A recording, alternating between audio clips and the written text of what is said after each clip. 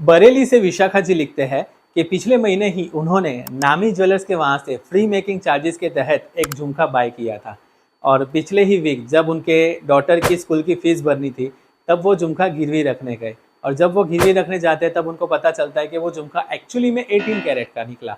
तो कहीं ना कहीं क्या है कि वो फर्जी स्कीम का शिकार हो चुके हैं। फिर उन्होंने मुझे पूछा कि भैया अब मैं क्या करूँ।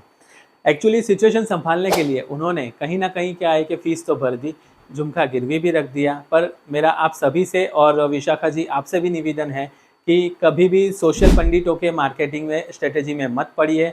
जो चिल्ला चिल्ला के बोल रहे कि हम सस्ता सोना देते हैं, हम फ्री मेकिंग चार्जेस देते हैं, हम इंडिया की सबसे कम मेकिंग चार्जेस लगाते हैं, 3.5 हो या 4.5, बट जो एक्चुअल चीज़ की जो एक्चुअल कीमत होती है, जो क्वालिटी की एक कीमत होती है, अगर वो आप पेयर करते हो तो आपको क्वालिटी से कॉम्प्रोमाइज़ नहीं करना पड़ता।